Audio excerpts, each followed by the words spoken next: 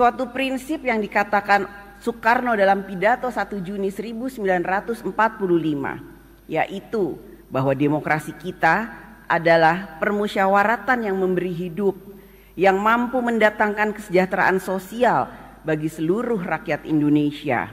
Negara Indonesia bukan satu negara untuk satu orang, bukan satu negara untuk satu golongan, akan tetapi kita mendirikan negara semua buat semua, satu buat semua, semua buat satu. All for one, one for all.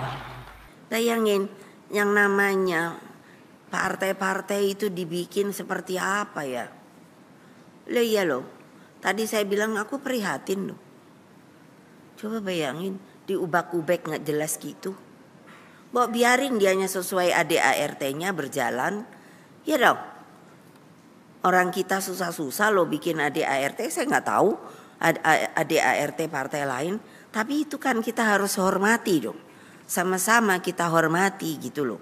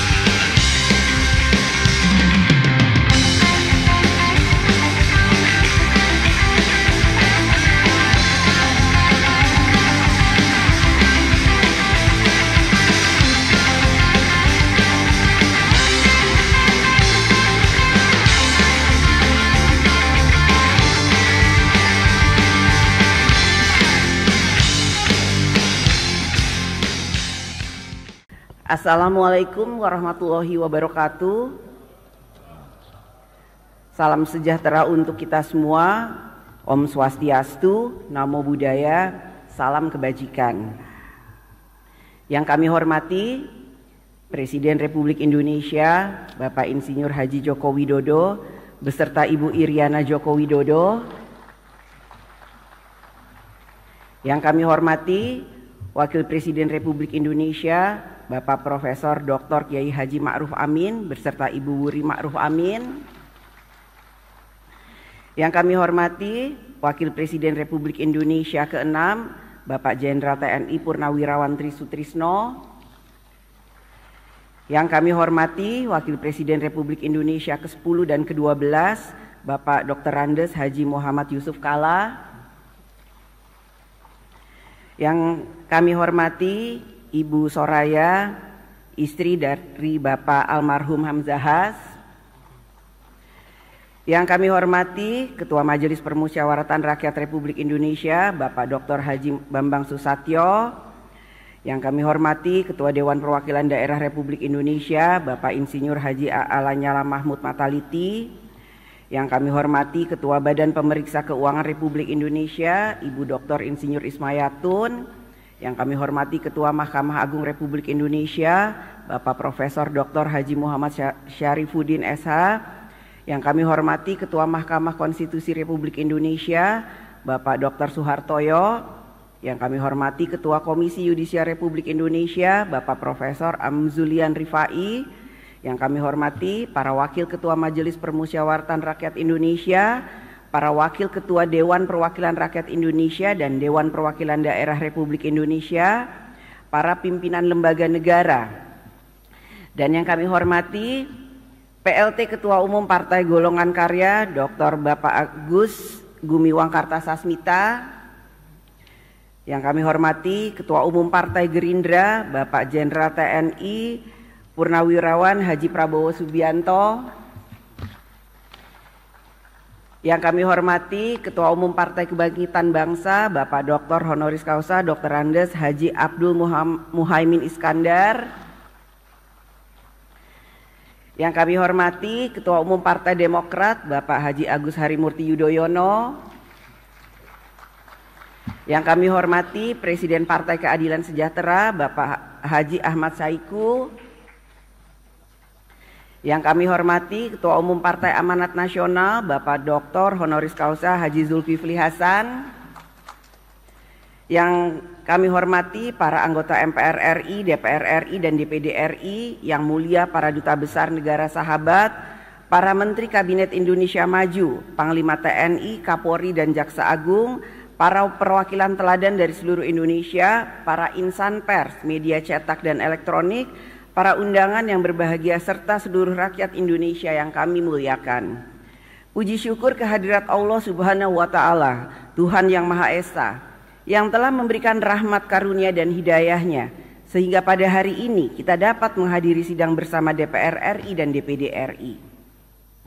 Pada awal tahun ini, kita, bangsa dan negara Indonesia, telah melaksanakan agenda nasional yang penting dan strategis, yang akan menentukan jalannya penyelenggaraan pemerintahan negara 5 tahun ke depan, yaitu pemilihan umum untuk memilih presiden dan wakil presiden, serta memilih anggota legislatif DPR RI, DPRD Provinsi, dan DPRD Kabupaten Kota, serta pemilihan anggota DPD.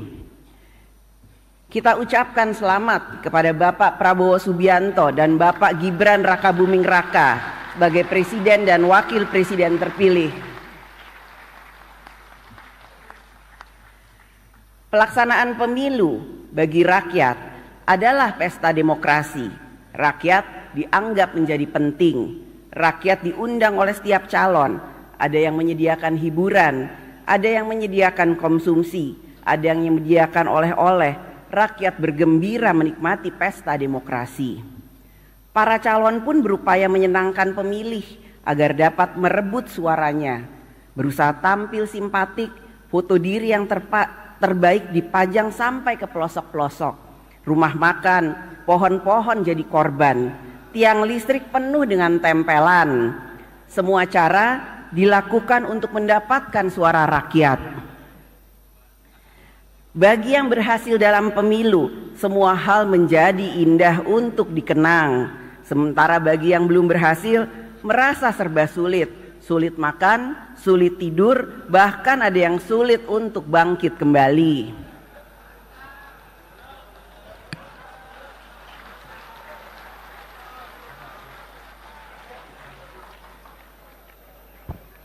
Itulah potret pemilu tahun 2024. Haruslah menjadi kritik dan otokritik bagi kita semua. Pemilu 2024 telah berakhir. Rakyat telah menggunakan hak kedaulatannya dan memberikan pilihannya. Rakyat telah menilai dan memilih. Rakyat tidak dapat disalahkan atas pilihannya, apapun yang mendasari pertimbangannya. Rakyat memilih atas dasar apa yang diketahui dan dipahaminya, terlepas dari kualitas apa yang diketahui dan dipahaminya. Pengalaman demokrasi sudah panjang, pemilu telah dilaksanakan berkali-kali. Bahkan sebelum era reformasi, pemilu juga sudah dilaksanakan dan rakyat juga memberikan pilihannya melalui pemilu. Apakah pemilu saat itu memenuhi syarat-syarat pemilu yang bebas, jujur dan adil? Silakan dijawab. Pemilu yang berkualitas tidak dapat hanya dilihat dari partisipasi rakyat dalam memilih, akan tetapi harus dilihat dan dinilai juga dari kebebasan rakyat untuk memilih, yaitu apakah rakyat dapat memilih dengan bebas, jujur, adil, tanpa paksaan, tanpa dikendalikan, dan tanpa rasa takut.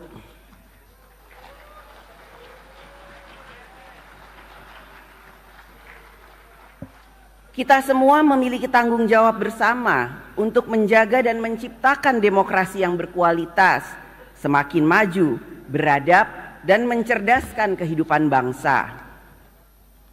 Menang kalah selalu ada dalam pemilu, karenanya kita dituntut untuk memiliki etika politik, siap kalah dan siap menang. Siap bertanding dan siap juga untuk bersanding.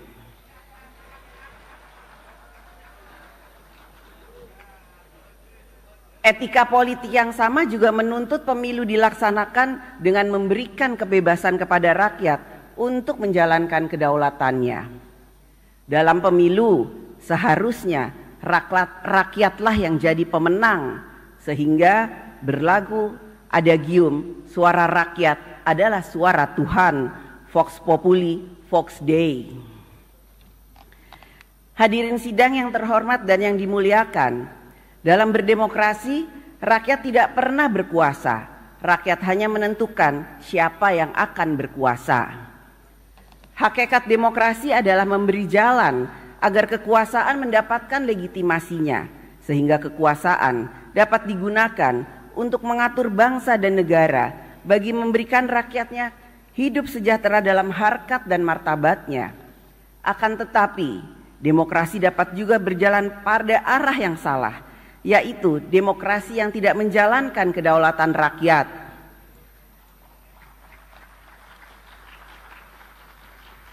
Konstitusi kita telah meletakkan prinsip dasar berdemokrasi, yaitu bahwa kedaulatan berada di tangan rakyat, bahwa Indonesia adalah negara hukum, segala warga negara bersamaan kedudukannya di dalam hukum.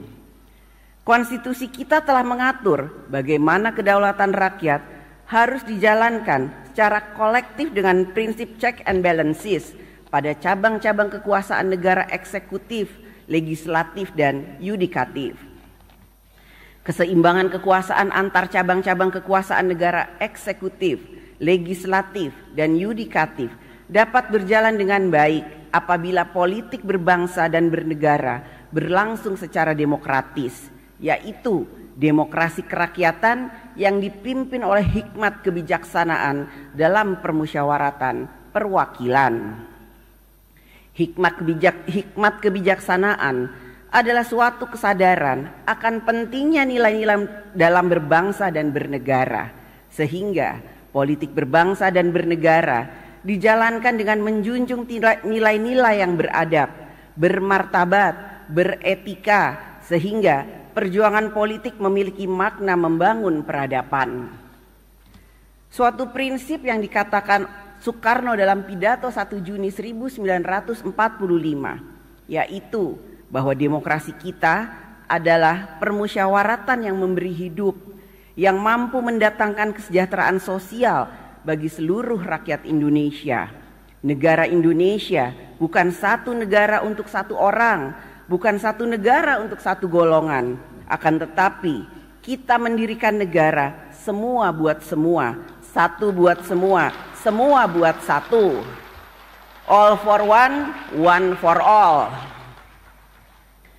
Seorang negarawan akan memikirkan masa depan negara yang harus lebih baik, sedangkan politisi akan memikirkan masa depan hasil pemilu yang harus lebih baik.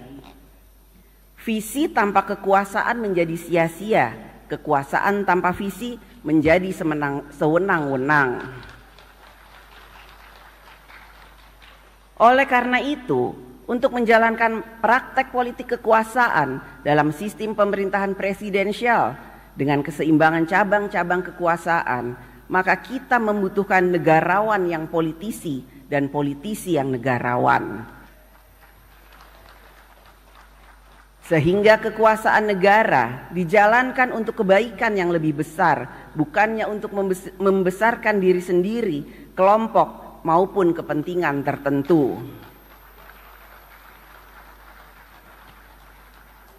Demokrasi juga memberikan ruang kepada rakyat ikut melakukan fungsi kontrol sosial, baik melalui media massa, media elektronik, media sosial, kerja-kerja LSM, pemikiran-pemikiran akademisi, kerja-kerja ormas, dan lain sebagainya, yang bertujuan agar kekuasaan yang berasal dari rakyat digunakan sungguh-sungguh untuk kepentingan rakyat. Mewujudkan demokrasi yang sejati bukanlah jalan yang mudah, karena itu jalan yang sulit dilalui.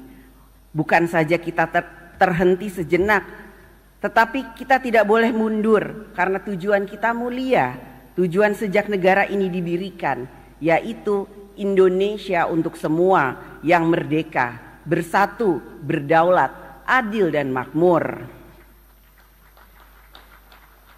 Hadirin sidang yang terhormat dan yang dimuliakan, dalam praktek berdemokrasi di Indonesia saat ini berkembang juga demokrasi deliberatif, yaitu demokrasi wacana atau demokrasi berwacana. Media sosial menjadi salah satu kekuatan utama dalam demokrasi wacana, membangun opini dan persepsi. Melalui media sosial dapat diciptakan berbagai persepsi. Persepsi mengangkat citra seseorang, persepsi yang merendahkan seseorang, bahkan orang yang baik dapat dipersepsikan menjadi orang yang jahat.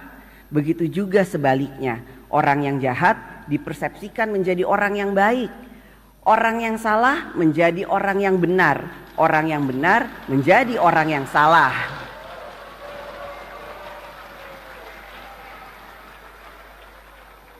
Demokrasi wacana bukanlah kebebasan tak terbatas. Batas dari hak setiap warga negara di dalam negara demokratis adalah menjamin hak warga negara yang lain sama pentingnya. Hak warga negara dibatasi oleh hak warga negara yang lainnya. Oleh karena itu, peran negara diperlukan untuk menjamin hak berdemokrasi yang sama bagi semua warga negara. Hak mendapatkan rasa aman bagi semua warga negara. Hak untuk hidup tentram yang sama bagi semua warga negara. Peran negara adalah untuk menjamin dan melindungi harkat dan martabat setiap warga negara. Berdialektika dalam demokrasi wacana mensyaratkan para pihak yang berdialektika memiliki kualitas informasi dan pengetahuan yang berimbang. Tanpa syarat ini, maka dialektika tidak berjalan. Brainstorming menjadi brainwashing. Dalam jangka menengah panjang terjadi pengendalian persepsi. Berbagai permasalahan yang dihadapi rakyat semakin membutuhkan kehadiran negara. Ketika negara terlambat atau tidak responsif, rakyat mengambil inisiatifnya sendiri dengan memviralkan di media sosial, no viral, no justice.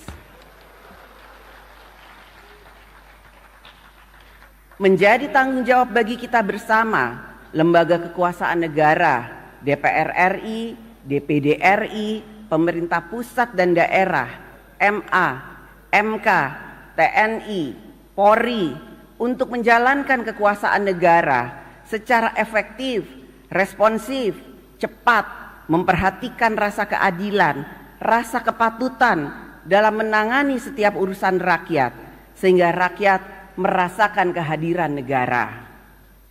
Kehadiran negara jangan menunggu viral for justice. Kehadiran negara adalah hadirnya keadilan dan kesejahteraan bagi rakyat.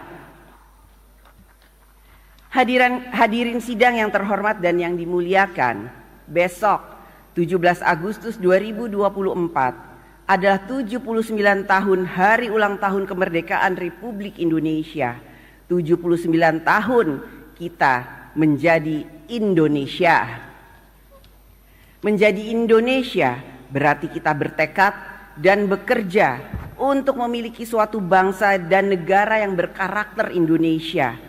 Sudah 79 tahun bangsa dan negara ini membangun di berbagai bidang, politik, hankam, sosial, ekonomi, budaya, religi, hak asasi manusia, lingkungan hidup dan lain sebagainya.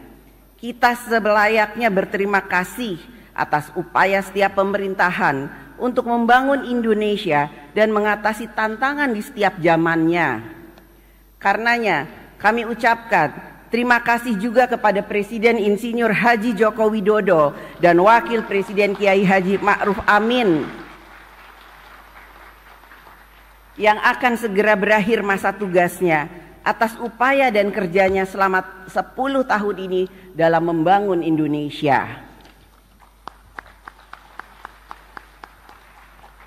Kita tentu tidak dapat hanya fokus pada hal-hal yang telah berhasil dicapai, maupun hanya fokus pada hal-hal yang belum berhasil dicapai. Fokus pada hal-hal yang telah dicapai mengantarkan kita hanya akan fokus untuk melanjutkan. Fokus pada hal-hal yang belum berhasil dicapai mengantarkan kita hanya akan fokus untuk melakukan perubahan atau penyempurnaan. Jadi, di antara yang akan melanjutkan dan yang akan melakukan perubahan atau penyempurnaan, masih terdapat pengaruh utamaan yang lain, yaitu progresif, yang berarti maju berkembang dan berkembang untuk maju. Maju berarti menjadi berkualitas, berkembang berarti menjadi inklusif. Pembangunan yang berkualitas ditandai dengan kehidupan rakyat yang semakin makmur, sejahtera, mudah dalam berbagai urusan. Negara hadir untuk berpihak kepada rakyat. Pembangunan yang inklusif ditandai dengan kesempatan yang luas bagi seluruh lapisan masyarakat untuk ikut berpartisipasi dan menikmati hasil-hasil pembangunan. Petani, nelayan, buruh, rakyat kecil, guru, PNS, swasta, dan lain sebagainya. Semua dapat berpartisipasi dan menikmati kesejahteraan, termasuk juga kaum perempuan.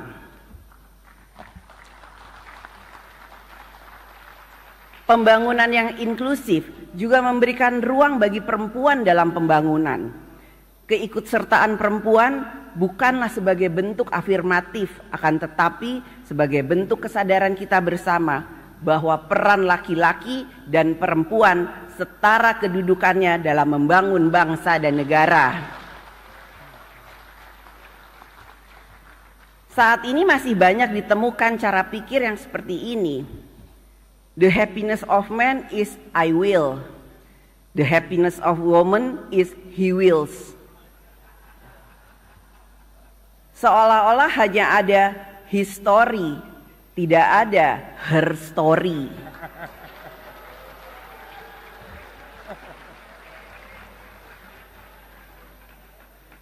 Cara pikir dan cara sikap yang seperti inilah yang harus dirubah.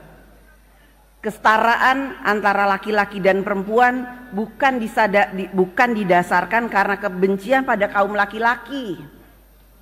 Akan tetapi atas kesadaran bahwa harkat dan martabat manusia sama, baik laki-laki maupun perempuan, baik kulit putih maupun kulit hitam, baik rambut lurus maupun rambut keriting, harkat dan martabat manusia adalah sama.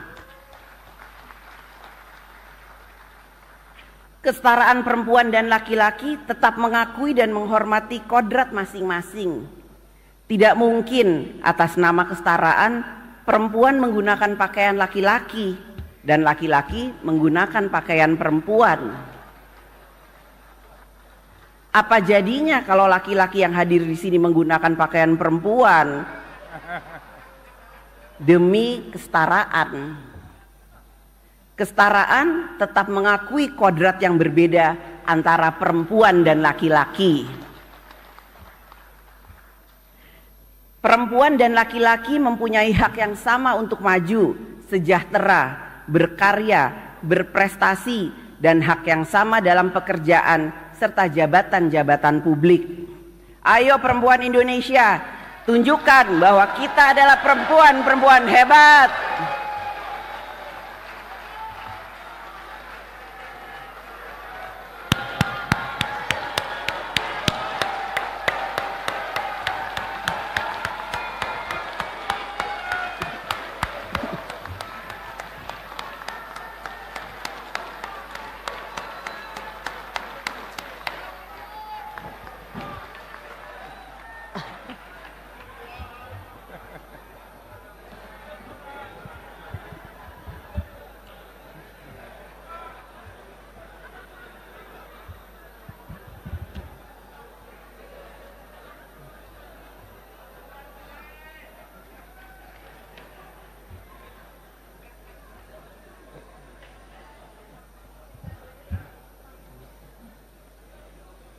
Hadirin sidang yang terhormat dan yang dimuliakan, pembangunan nasional ke depan memiliki sejumlah agenda strategis. Kita perlu mempersiapkan dan memperkuat sumber daya manusia Indonesia yang siap menghadapi perkembangan zaman yang ditandai dengan kemajuan teknologi, persaingan global, ekonomi digital, ekonomi disruptif, generasi muda yang terus bertumbuh dengan karakternya. Sumber daya manusia Indonesia yang tangguh akan menjadi penggerak kemajuan Indonesia. Ke depan kita juga harus memiliki pilar perekonomian nasional yang semakin kuat. Hilirisasi tidak hanya terbatas pada mineral, hilirisasi pertanian, perikanan, perkebunan, dan lain sebagainya. Sehingga perekonomian nasional semakin berkualitas dan inklusif. Kita harus dapat menyelesaikan masalah-masalah struktural dalam membangun kedaulatan pangan, mengatasi ketimpangan sosial, dan penciptaan lapangan kerja, sehingga derajat hidup rakyat semakin sejahtera dan dimudahkan. Pemerataan pembangunan di daerah harus dapat semakin cepat dilakukan. Politik anggaran semakin diarahkan memperkuat kemampuan daerah dalam membangun. Tidak akan ada kemajuan Indonesia tanpa kemajuan daerah yang berkualitas dan inklusif. Kita juga harus melakukan pembangunan karakter bangsa, nation and character building. Dengan nation dan karakter building, maka akan memperkuat cara pikir, cara kerja, dan cara hidup bangsa yang memberikan self-respect kepada bangsa sendiri, memberikan self-confidence kepada diri bangsa sendiri, dan memberikan kesanggupan untuk mandiri. Agenda strategis ke depan lainnya adalah pembangunan ibu kota Nusantara. Keberhasilan pembangunan ibu kota Nusantara, selain membutuhkan perencanaan dan manajemen sumber daya yang baik, skenario pembiayaan yang berkelanjutan, dukungan investasi, juga akan sangat ditentukan oleh dukungan dari seluruh pemangku kepentingan dan seluruh anak bangsa untuk dapat selaras dalam memaknai ibu kota negara sebagai agenda kita bersama dalam membangun ekonomi bangsa Indonesia ke depan dan momentum dalam melaksanaan paradigma pemerataan pembangunan nasional. Saatnya diperlukan kecermatan bagi para pemangku kepentingan dalam menetapkan prioritas, mengelola sumber pendanaan, serta kepemimpinan birokrasi yang handal agar tercapainya tujuan pembangunan nasional ke depan. Inilah yang harus menjadi perhatian pemerintah ke depan. Pekerjaan-pekerjaan yang selesai dilakukan akan lebih baik daripada rencana-rencana besar yang hanya dibicarakan. Hadirin sidang yang terhormat dan yang dimuliakan, kerja untuk mewujudkan Indonesia yang berkemajuan adalah menjadi tugas seluruh anak bangsa, seluruh komponen bangsa, laki-laki dan perempuan, semua generasi, generasi baby boomers, generasi X, generasi milenial, generasi Z, pokoknya seluruh rakyat Indonesia. Kerja bersama ini seperti meletakkan satu persatu batu peradaban bangunan Indonesia sehingga menjadi rumah Indonesia yang kokoh, tentram, dan sentosa. Batu peradaban tersebut direkatkan oleh kepentingan bersama, kepentingan bangsa dan negara, kepentingan rakyat. Tanpa perekat yang kuat, maka susunan batu rumah Indonesia akan mudah roboh dan hancur. Kita membutuhkan perekat yang kuat bagi persatuan dan kesatuan Indonesia. Sejak Indonesia merdeka, 17 Agustus 1945, kita adalah bangsa dan negara yang terdiri atas berbagai suku, kepercayaan, agama, bahasa, budaya, mendiami di 17.000 berbagai pulau Nusantara dengan jumlah penduduk lebih dari 280 juta jiwa dengan keragamannya. Lihat saja keragaman budaya daerah dalam memberikan salam yang penuh dengan kearifan lokal. Suku Batak, Horas. Suku Lampung Komering, Tabik pun. Suku Jawa, Rahayu. Suku Sunda, Sampurasun. Suku Dayak, Adil Katalino Bacuramin Kasaruga, Basengat Kajubata. Suku Bugis Makassar, Salama kita pada Salama. Suku Minahasa, Tabea. Minang, Baakaba. Bali, Om Swastiastu. Papua, Naragerotelo. Dan seterusnya, begitu banyaknya kearifan budaya daerah. Keragaman yang tidak mungkin kita hilangkan. Keragaman adalah kekayaan budaya Indonesia, Bhinneka Tunggal Ika. Ke depan kita harus tetap mawas diri. Pengalaman banyak negara yang gagal merajut persatuan dan kesatuan bangsanya adalah karena masalah politik, masalah krisis ekonomi, masalah keadilan, masalah krisis kepercayaan rakyat. Indonesia dapat merekatkan persatuan dan kesatuan bangsa berbineka tunggal ika dalam begitu banyak keragaman. Hanya kita memiliki Pancasila sebagai ideologi kehidupan berbangsa dan bernegara, sebagai jiwa bangsa Indonesia. Hadirin sidang yang terhormat dan yang dimuliakan, kita akan melaksanakan pemilihan gubernur dan wakil gubernur di 37 provinsi dan pemilihan bupati dan wakil bupati serta wali kota dan wakil wali kota di 508 kabupaten kota. Kita semua berkomitmen bahwa segala peristiwa yang terjadi dalam pelaksanaan pemilu legislatif dan pemilu presiden serentak pada bulan Februari 2024 yang lalu, baik yang manis maupun yang pahit, apalagi getir, menjadi bahan introspeksi dan pelajaran penuh hikmah bagi kita semua sebagai bangsa Indonesia. Yang sudah baik mari kita pertahankan, yang masih kurang baik terutama yang tidak sesuai dengan prinsip demokrasi tentu harus kita perbaiki.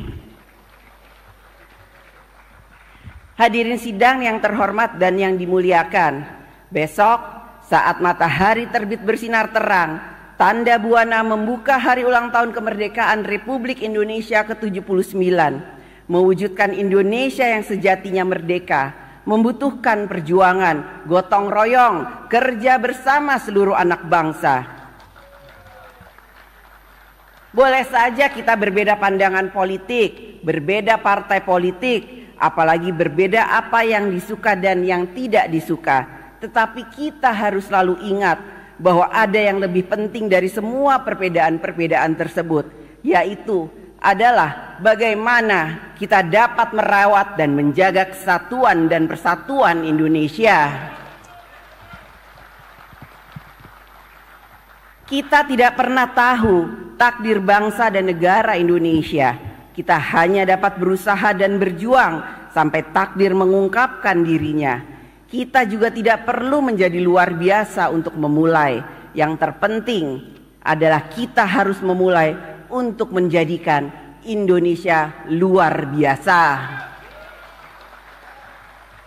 Selamat ulang tahun yang ke-79, Dirgahayu Republik Indonesia Merdeka. Semoga Allah Subhanahu wa Ta'ala, Tuhan yang Maha Esa, senantiasa memberikan rahmat dan bimbingannya bagi kita semua.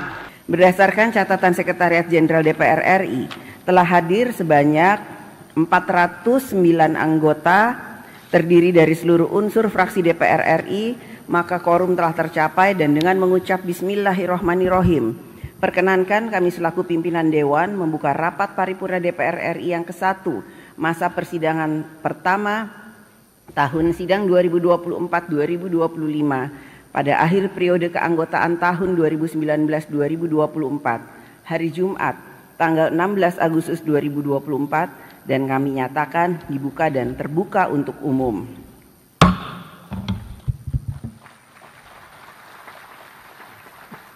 Rapat paripurna DPR RI pada siang hari ini memiliki dua agenda, yaitu pertama, pidato Ketua DPR RI dalam rangka pembukaan masa persidangan pertama tahun sidang 2024-2025. Kedua, pidato kenegaraan Presiden Republik Indonesia dalam rangka penyampaian keterangan pemerintah atas rancangan undang-undang tentang anggaran pendapatan dan belanja negara tahun anggaran 2025 beserta nota keuangan dan dokumen pendukungnya.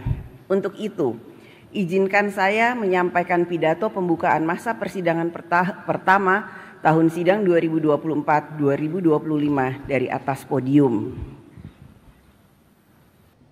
Bismillahirrahmanirrahim. Alhamdulillahirabbil alamin. Hamdan syakirin hamdan na'imin, hamdan yuwafi ni'amahu wa yukafi mazidah. Ya Rabbana lakal hamdu kama yanbaghi li jalali wajhikal karimi wa 'azimi sultanik.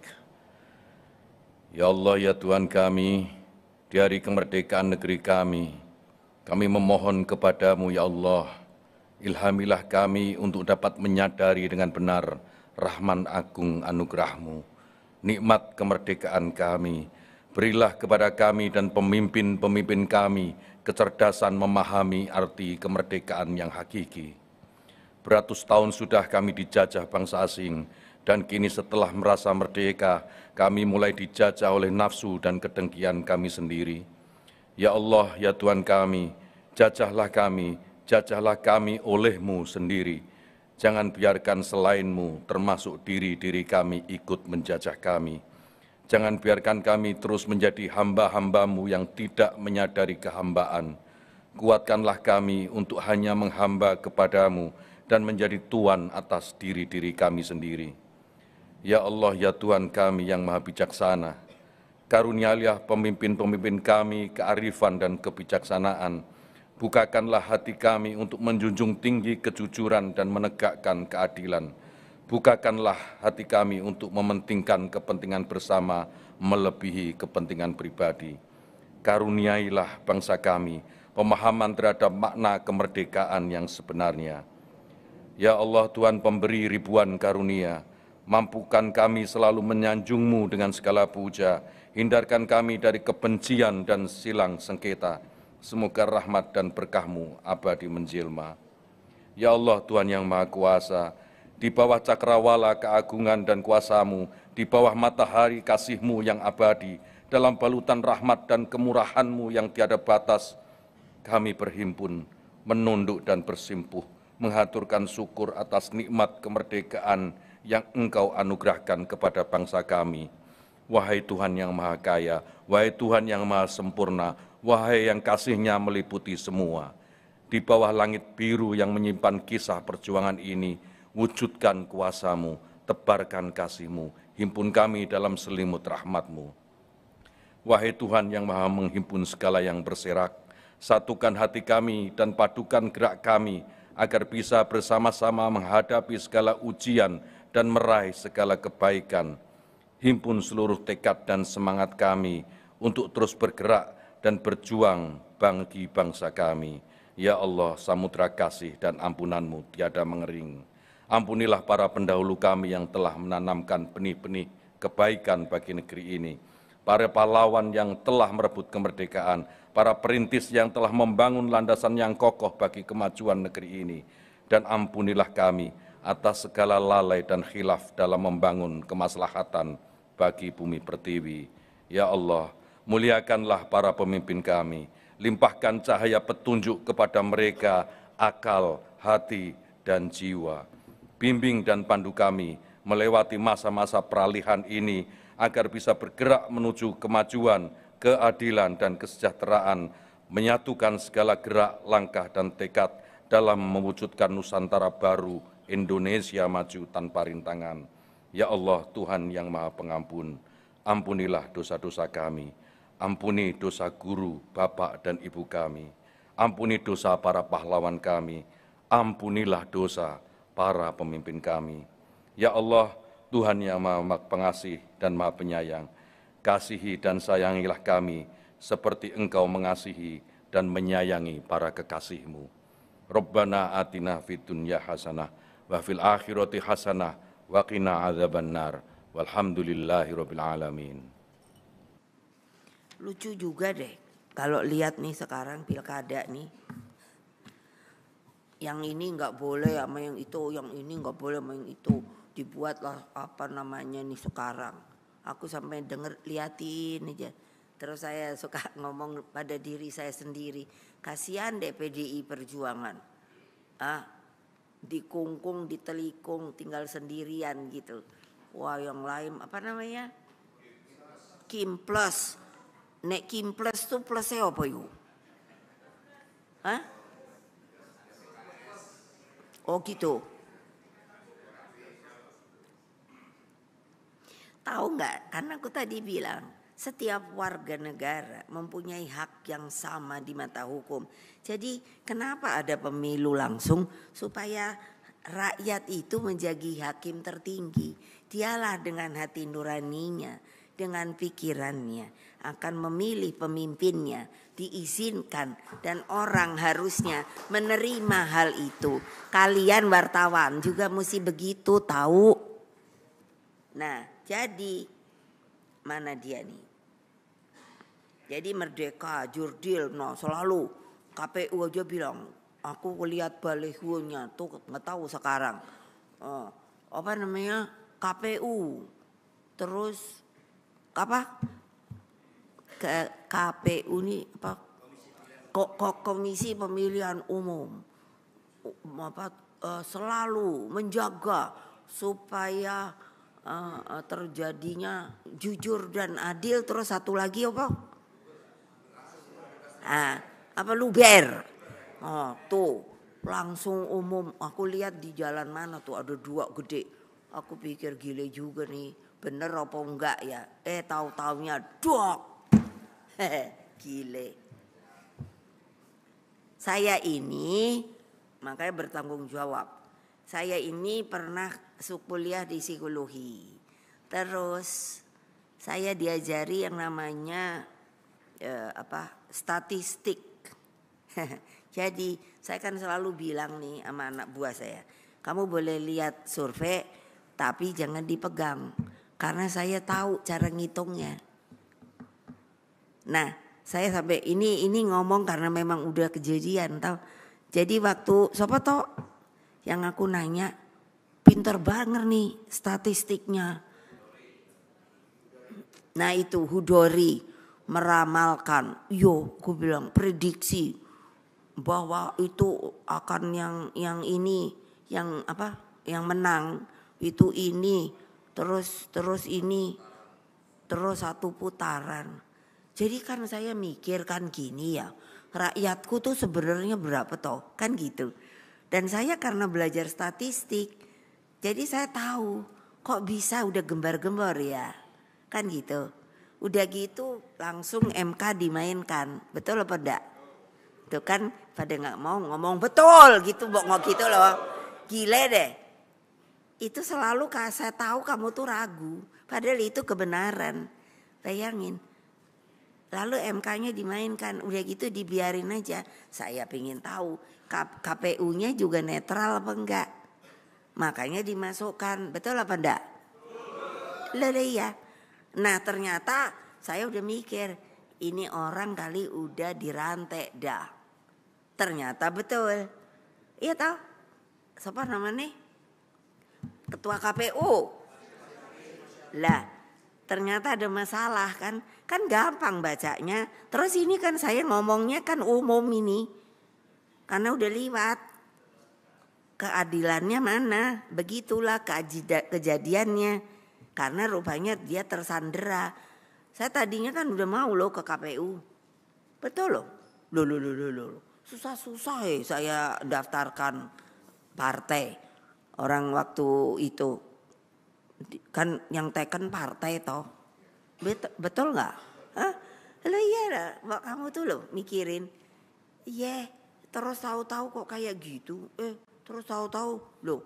Ini antara perundangan yang di bawah dari konstitusi mana nggak ada yang ngomong.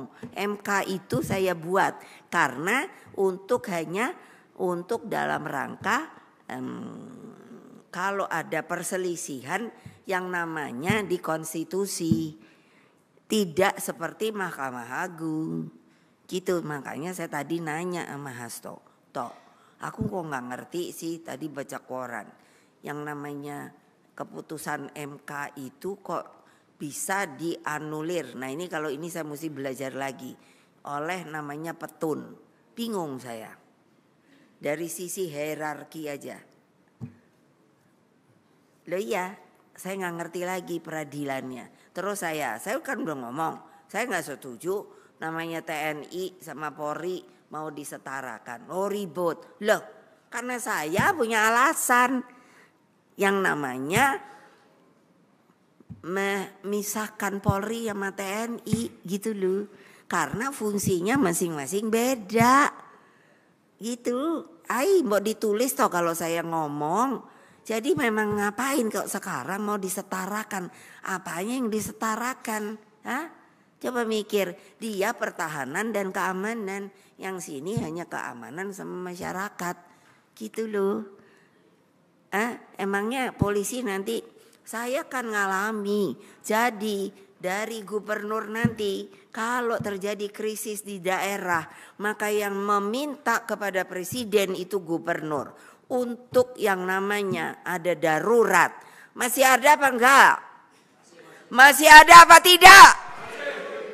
Jangan bego.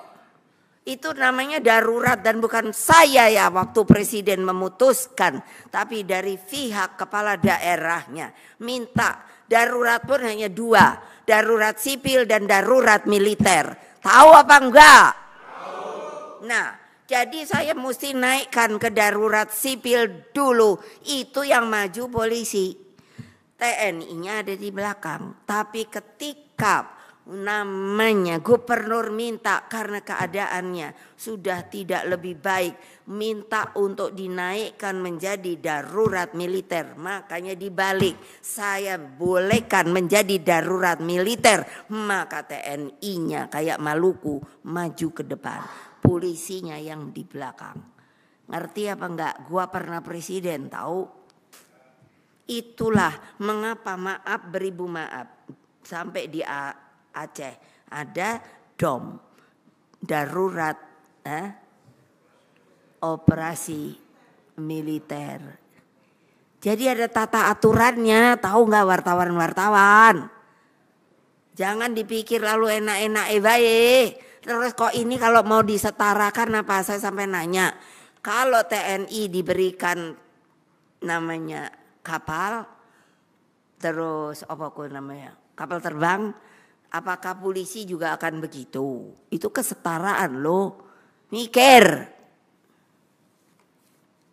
Ini saya ngomong terbuka. Silahkan namanya, tapi jangan dibully. Karena ini sifatnya bukan bullying. Ini ngomong buat negara, supaya negaranya benar.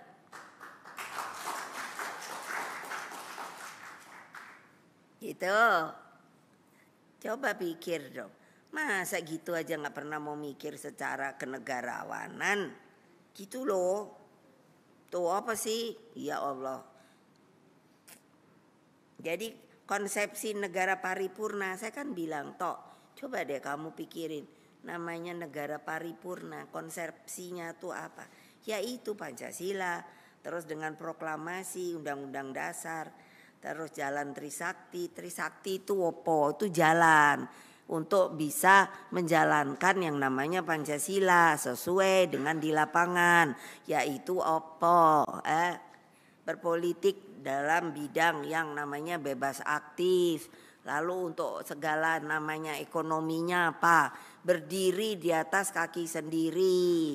Nah, terus kalau kebudayaannya yaitu kebudayaan kita sendiri, kepribadian kita sendiri. Apa itu jelek? Kalau kalian orang PDI Perjuangan, awas kalau ada ngomong tuh jelek, itu bagus banget. Karena itulah Indonesia Raya kita, tahu? Nah, gitu loh. Terus apa coba? Supaya kita tuh kokoh. Nah kalau ini saya nggak bisa bayangin yang namanya partai-partai itu dibikin seperti apa ya? Loh iya loh. Tadi saya bilang aku prihatin loh. Coba bayangin diubak-ubek nggak jelas gitu. Biarin dianya sesuai ADART-nya berjalan. Ya dong. Orang kita susah-susah loh bikin ADART, saya nggak tahu ADART partai lain. Tapi itu kan kita harus hormati dong. Sama-sama kita hormati gitu loh. Kok terus jadinya begini gitu, maunya gimana sih? Gitu. Jadi udah ada visi misi. Nanti bapak-bapak yang telah saya berikan tugas. Jadi begini, dulu saya melihatnya begini. Kenapa kita seperti saya bilang poco-poco? Karena kenapa? Karena kita nggak punya konsep yang kedepannya itu seharusnya ada jangka pendek, menengah, panjang. Dulu Bung Karno sudah membuat, tapi oleh Pak Harto saya tidak mengerti mengapa langsung dihilangkan. Pola pembangunan semesta dan berencana. Kami suruh bedah lagi, suruh lihat. Kalau yang jelek mari kita buang. Kalau yang masih bagus kita pakai. Nanti visi misi, kalau dari PDI Perjuangan tidak boleh membuat visi misi sendiri. Buat saya udah ngomong sama Pak Jokowi, ini harus dirubah, aneh banget Pak. Bikin visi misi dari presiden sampai kepala desa. Buat saya aneh banget. Bagaimana, untuk apa visi misi presiden mana mungkin mau jalan. Kalau desa, kepala desa aja juga udah punya visi misi. Pikiran yang nahtar itu apa ya, logik. Nggak mungkin. Jadi kalau dari PDI Perjuangan kami yang membuat. PDI Perjuangan yang membuat, nggak boleh. Kalau kita mungkin nggak bisa itu, mau debat saya. Kenapa nggak boleh? Orang itu dari partainya, why not? Kalau jelek ya boleh bilang jelek. Tapi kalau bagus, kenapa nggak boleh? Hah? Kan untuk kemaslahatan rakyat banyak. Ayo, awas ya kalau kalian bikin sendiri. Enggak. Kita yang bikinkan dan pasti kamu lihat itu bagus. Masalah pangan, kesehatan, sama aja. Nah stunting apa gitu. Bahwa itu masuk nanti program utama dah. Terus seperti tata ruang apa. Karena kamu boleh lihat deh ini. Ya coba deh. Bayangkan Kalimantan itu segede gitu. Tapi masih ada yang namanya Borneo. Padahal itu yang masuk Malaysia dan Brunei. Padahal kita aja udah segitu. Tapi kita nggak punya gunung api. Tapi jangan salah loh. Ternyata di bawah tanah gambut itu ada bara loh. Jadi mahma itu ada, tetap ada. Kenapa? Loh saya kan ketua Dewan Pengarah BRIN. Badan Research Inovasi Nasional. Jadi udah saya suruh lihat kenapa katanya dia adalah pulau tidur karena nggak ada yang namanya gunung api. Boleh tanya ini ada Pak Oli. Saya udah gebak-gebuk. Kemarin meletuskan pulau di pulau apa? Ruang. Oke? Itu ternyata sudah ditemukan. Ternyata ada gunung api di Sulawesi ada, di antara Maluku ada, itu supaya berpengetahuan ini yang namanya gunung berapi di dalam laut. Kedalamannya ada yang 300 meter dan lain sebagainya, aktif banget. Saya nggak bisa tahu bapak-bapak, nanti saya beritahu kalau daerahnya dekat laut-laut gitu. Kalau ada gunung api lautnya, nah tadi ada Pak Ganif udah saya suruh dia jadi ketua Baguna untuk mulai mempersiapkan dengan kemarau panjang ini kalau ada kebakaran dan lain sebagainya. Dan juga kalau saya lagi pusing kalau gunung lautnya meletus itu pasti akan terjadi tsunami. Terus bagaimana yang namanya biodatanya, plasma nutfahnya, ikannya, karangnya, bla bla bla. Lalu kalau manusianya harus diungsikan kemana, itu tanggung jawab kalian loh nantinya. Bayangkan kalau meletus yang namanya Pulau Krakatau, itu waktu tahun 18 berapa, 36 atau apa, meletus aja. Abunya membuat seluruh dunia 3 bulanan itu kayak mendung. Tapi ini saya diberitahu oleh BMKG bahwa anaknya itu Rakata, itu si cabai rawit. Kemungkinan mahma di dalamnya itu akan lebih hebat dari ibunya. Tulis itu wartawan. Supaya berpengetahuan rakyat itu, supaya kalau disuruh ngungsi mau. Ini aja Pak Oli bilang berapa yang diungsikan? Itu udah nggak boleh lagi di pulau itu. Iya karena bahaya. Coba dong, tolong dong jadi pemimpin tuh yang benar, jangan cari duit buat diri sendiri dah. Coba ayo tuh, kamu siapa namamu? Yang aku tunjuk-tunjuk terus. Bilang itu sama media itulah. Nggak usah provokasi, blabli blablong. Allah.